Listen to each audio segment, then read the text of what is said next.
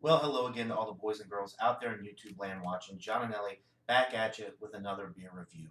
And today I am looking at Westbrook Gose.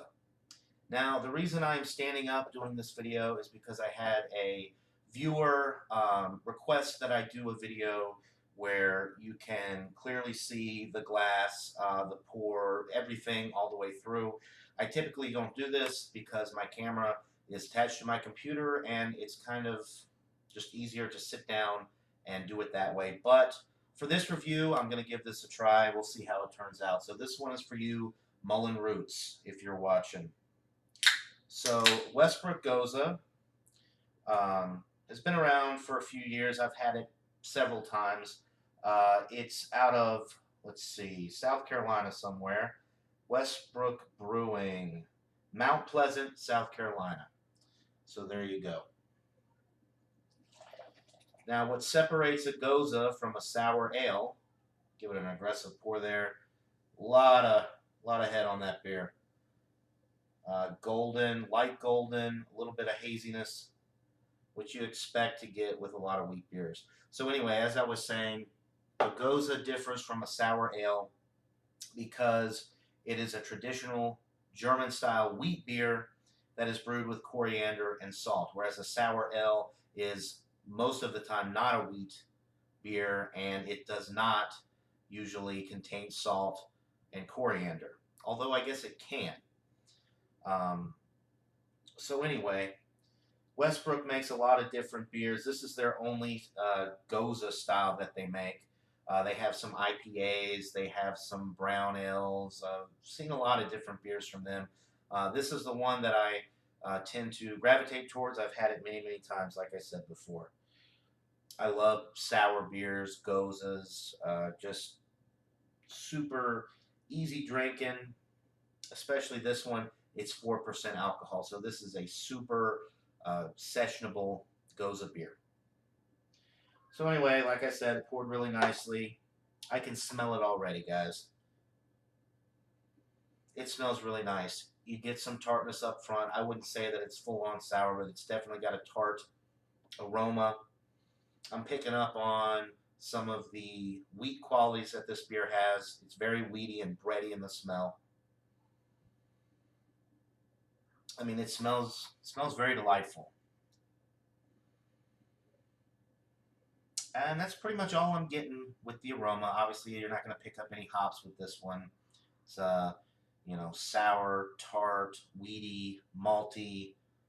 No hop bite or no hop aroma. Maybe on the taste, we'll see. But anyway, cheers, guys. Let's get right into this thing.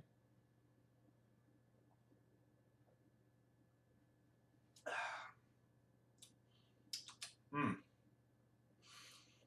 Very tart up front, followed immediately by a nice wheat breadiness in the middle of the sip. Maybe a little grassiness as well, um, but that takes a backseat to the wheat qualities that you get in the middle of the sip. It drops off nicely at the end, although there is no hop bite whatsoever with this one, which I personally don't want a hop bite with a Gose anyway. I am picking up a little bit of the sea salt. I'm really not picking up too much coriander, though. We did an examination Friday night on Tyler Mansell's channel of Gose beers, and this was the one that I brought. And I really enjoyed it, but, there's really not too much there. It is sessionable. It is very enjoyable. At 4% alcohol, you could drink these all day long. Has a nice wheat component and breadiness in the middle of the sip. It is tart. It is what I expect to get with a Gose. You do pick up a little bit of the salt, although you don't pick up any coriander. So it's right along the lines of what it's supposed to be. However, I've had so many beers in this style. I've had so many sours that amp it up a little bit, even more than the Goses do. And those are a lot better. This one is definitely better than average. It is great. It's a solid 85 out of 100. It's a solid, good beer. But that's really all I can say about it. It's not super complex. It's not super sour. It's very light-bodied and sessionable, and that's what it's supposed to be. So in reality, it might be an A-plus beer for what they're trying to do. But overall, for my personal taste and for what it is, I'm giving it an 85 out of 100, which I think is fair. It's a solid, good beer, definitely in that B range, enjoyable. I highly recommend that you go out and buy it if you can find it. It's reasonably priced for a craft beer, although for $7, $8.99 a 6 pack of a 4% alcohol beer, I don't know. It's only worth it if you're willing to, if that's what you want. If you want to drink a 6 pack and get hammered, then you're not going to be able to do that with this beer. 4%, you can drink the whole 6 pack, and it'll taste great, but you're not going to feel any effects from the alcohol. Which for me, that doesn't really matter. I mean, it's enjoyable. It's a solid B, and that's pretty much it. Westbrook's doing great things. They have a lot of other good beers that I plan on reviewing soon. If you can find any of the Westbrook beers, excuse me, I recommend that you try it. So that'll do it for this beer review, and until next time, everybody, cheers.